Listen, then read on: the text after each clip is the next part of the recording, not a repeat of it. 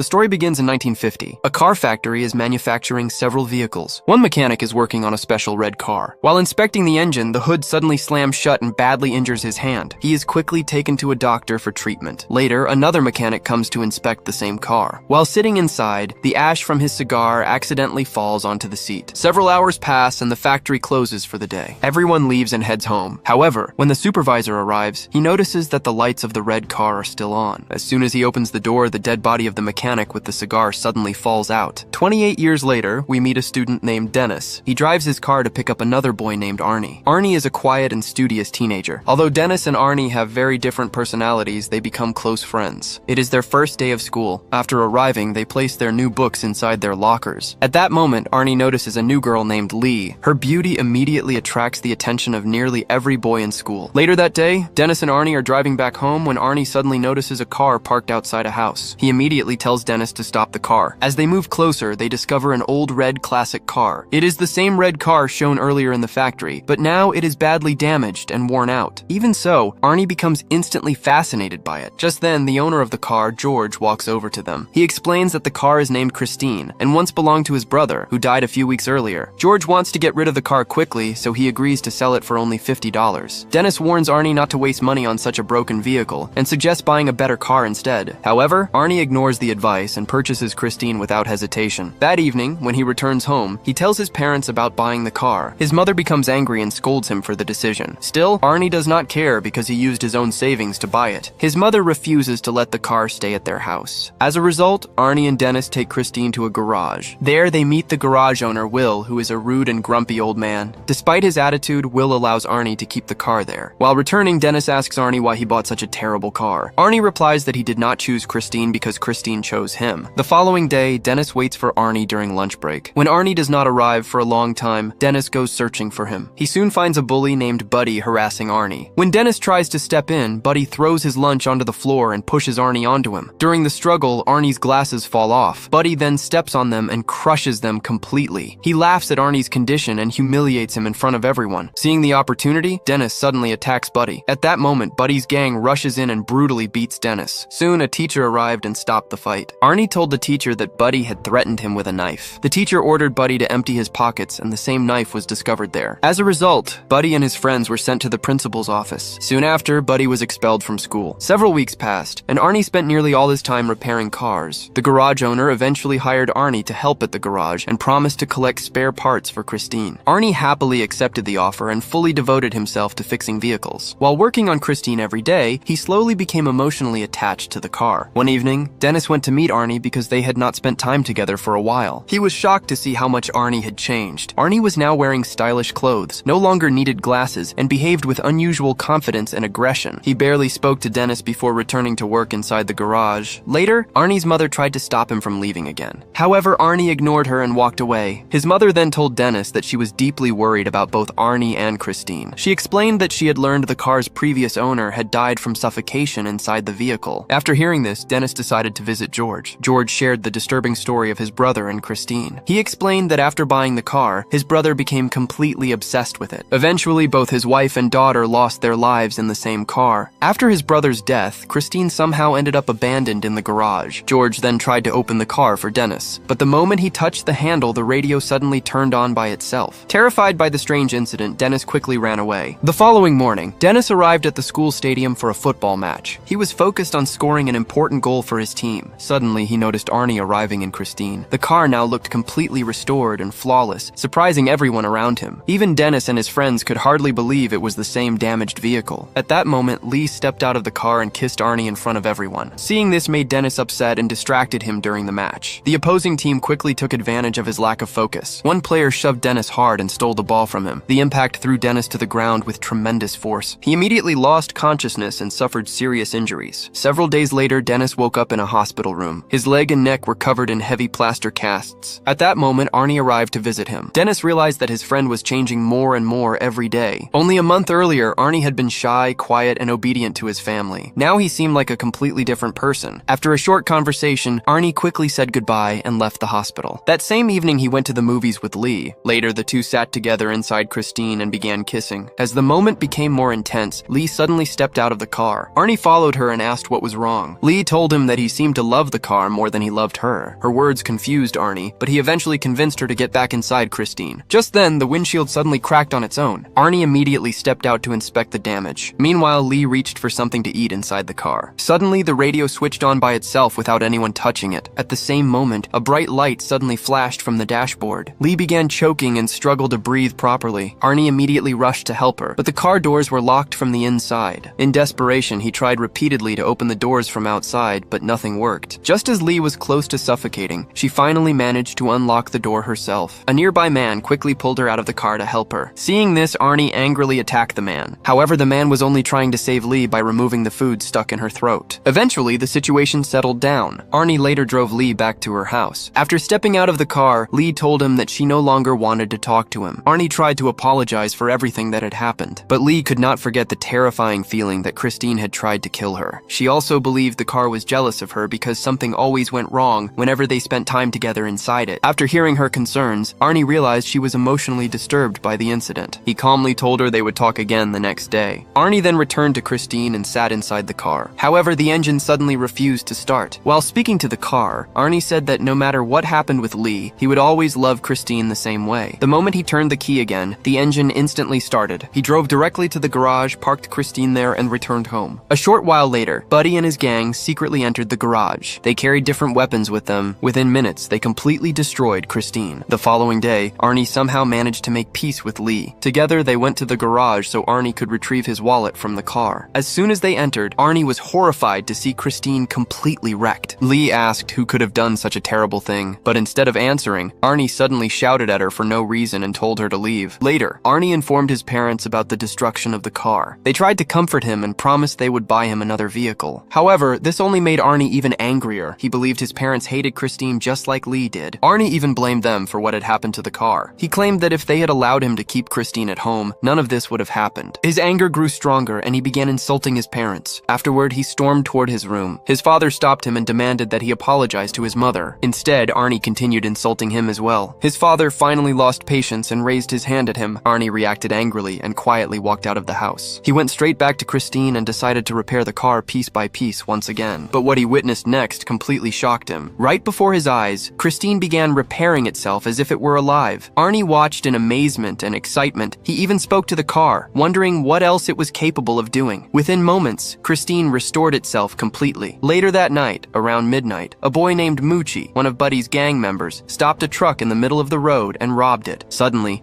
he heard the sound of a car engine approaching from a distance. Curious, he stepped forward to look more closely. The moment he recognized the vehicle, fear took over him. It was Christine. The car slowly stopped right in front of him, looking completely new and undamaged. Moochie assumed that Arnie was inside the car. He realized that Arnie must have discovered that he and Buddy were responsible for destroying Christine. Terrified, Moochie began apologizing and begged for forgiveness. The car then accelerated straight toward him at high speed. Moochie panicked and ran for his life. He quickly hid inside a narrow alley beside the road. For a moment, he believed the car had stopped chasing him. But seconds later, Christine returned and continued hunting him down. Moochie ran into an abandoned warehouse to escape. However, Christine crashed through the entrance without slowing down. Eventually, Moochie became trapped with no possible escape route. In fear, he pulled out a knife and tried to threaten the car. But Christine charged directly at him and brutally killed him. The following morning, Arnie visited Dennis and informed him about Moochie's death. Dennis was shocked after hearing the news. He could not understand how Christine had survived after being completely destroyed. The car had been badly damaged, yet somehow it had restored itself. Arnie gave no explanation and quietly left. Soon afterward, Detective Jenkins arrived to question Dennis. The detective explained that he was investigating the attack on Christine along with Moochie's murder case. Dennis claimed that he knew nothing about Moochie's death. However, he admitted that he was strangely satisfied to hear the news. Hearing this response made Detective Jenkins suspicious. He then revealed that Lee had stated the wrecked car somehow repaired itself overnight. After hearing this, Arnie silently walked away. Later, he called Lee and asked to meet her, but she refused to see him, which made Arnie even angrier. Meanwhile, Buddy and his friend Don were driving around while drunk. During the drive, they noticed another car following them closely. Buddy stopped his car to check who was behind them. However, the bright headlights prevented him from seeing the driver clearly. He then reversed his vehicle and the mysterious car also began reversing. Moments later, they realized the car chasing them was Christine. Filled with anger, Buddy sped away and stopped at a gas station where his friend Richie worked. He stepped out of the car, grabbed a metal rod, and prepared to confront the driver. Buddy was determined to teach the person inside Christine a lesson. But before he could react, Christine suddenly charged forward at full speed and slammed into Buddy's car. The collision caused major damage to the vehicle. Buddy believed Arnie was driving the car and shouted at him to come out. Instead, Christine rammed into the car again with even greater force. The impact pushed Buddy's vehicle directly into the workshop area. At the same time, gasoline began leaking from Buddy's car. Seconds later, the fuel caught fire. A massive explosion tore through the entire garage within moments. Richie was also trapped in the flames and burned to death. Seeing the chaos, Buddy desperately tried to escape. However, Christine, now completely engulfed in flames, continued chasing him. Eventually, the burning car caught Buddy and crushed him as well. His body was completely destroyed in the attack. Sometime later, Will heard the sound of a car entering the garage. When he looked outside, he saw Christine surrounded by smoke and fire damage. Will was shocked because Arnie had gone elsewhere to repair another vehicle. Will grabbed his gun and walked toward Christine to see who was inside the car. He tried opening the door, but the surface was extremely hot. Using a cloth to protect his hand, he finally managed to pull the door open. To his shock, the car was completely empty. Confused, Will slowly climbed inside Christine himself. However, this decision would cost him his life because Christine was not willing to leave any witnesses alive. Suddenly, the doors locked from the inside. Christine then violently slammed Will's head against the dashboard and killed him. The following morning, Arnie arrived at the garage and noticed several police cars outside. There, he met Detective Jenkins and learned that Will's dead body had been discovered inside the garage. Arnie claimed that he did not know how the incident happened. Still, deep down, he believed Christine was responsible because the car was once again standing perfectly repaired and shining brightly. After Dennis returned home from the hospital, Lee called him and asked to meet. During their conversation, Lee admitted that she believed Christine had completely taken control of Arnie. She explained that Arnie was behaving irrationally because of his unhealthy obsession with the car. Dennis agreed that Arnie would never normally commit such terrible acts on his own. However, if Christine truly had control over him, then the car needed to be destroyed immediately. Later that night, Lee returned home. A short time afterward, Arnie suddenly arrived in Christine. He invited Dennis to go for a drive with him. Dennis got into the car, but he quickly noticed that Arnie was acting strangely once again. Without warning, Arnie began driving at an extremely dangerous speed. He then removed both hands from the steering wheel entirely. Seeing this terrified Dennis, who shouted that Christine was completely out of control. Arnie calmly replied that nothing could ever come between him and Christine. He claimed he trusted the car completely. To prove his point, Arnie suddenly swerved into the opposite lane at full speed. The car narrowly avoided crashing into an oncoming vehicle. Dennis realized that his friend was slowly losing his sanity. The next day, Dennis scratched a message onto Christine's hood, asking Arnie to meet him at the garage that evening. That night, Dennis and Lee waited for him inside the workshop. When Arnie failed to appear, they climbed into a bulldozer parked nearby and brought it inside the garage. They planned for Lee to stay inside the office and shut the gate the moment Arnie arrived. At the same time, Dennis intended to destroy Christine using the bulldozer. Lee entered the office exactly as planned. However, neither of them realized that Christine was secretly hidden among the piles of junk inside the garage. Suddenly, the car's headlights switched on in the darkness. Christine then accelerated forward and attempted to crush Lee. Lee barely managed to save herself by grabbing onto a tire hanging from above, but Christine did not stop and prepared to attack her once again. Dennis quickly drove the excavator in front of Christine to protect Lee from being harmed. Christine then moved to the other side of the workshop, while Dennis drove the excavator in the opposite direction. Soon, the two vehicles faced each other directly. At that moment, it became clear that Christine was no longer acting alone because Arnie was now helping the car willingly. He had completely fallen under Christine's control. Suddenly, Christine's headlights turned on brightly. Within seconds, the damaged car began repairing itself once again. At the same time, the excavator suddenly stopped working. Dennis immediately tried to restart the machine. Meanwhile, Christine accelerated toward the office, determined to kill Lee. The car smashed through everything in its path as it rushed toward her. However, the violent impact suddenly threw Arnie through the windshield and onto the ground. Lee quickly ran toward him to check if he was alive, but Arnie suddenly sat up and frightened her. Unfortunately, a large shard of windshield glass had pierced his body. In his final moments, Arnie tried reaching out toward Christine. However, he soon died from his injuries right in front of the car he loved so deeply. Lee immediately tried to escape from the garage. Still seeking revenge, Christine shifted into reverse and attempted to crush her again. Lee narrowly escaped in time. Christine then crashed into a large pillar and became stuck. At that moment, Dennis finally managed to restart the excavator. He seized the opportunity and drove directly toward Christine. Dennis slammed the excavator into the car with tremendous force. Even after the attack, Christine still tried desperately to escape. The car once again turned toward Lee in another attempt to kill her. Before it could reach her, Dennis crushed Christine from behind using the excavator's claw. This heavy attack weakened the possessed car significantly. Lee quickly climbed into the excavator and pulled Dennis to safety. As they moved closer again, they noticed Christine was still trying to repair itself. Determined to end the nightmare forever, Dennis restarted the bulldozer and repeatedly crushed Christine. Even in its destroyed state, the car continued struggling to move, but this time Christine was finally completely destroyed. The deadly battle finally came to an end. The following day, Dennis and Lee met Detective Jenkins at a junkyard. There, they saw Christine reduced to nothing more than a pile of scrap metal. Eventually, all three of them left the junkyard behind. However, moments later, a small piece of Christine suddenly began moving on its own. This revealed that the evil car might still be alive. What is your dream car? Let us know in the comments. See you in the next video.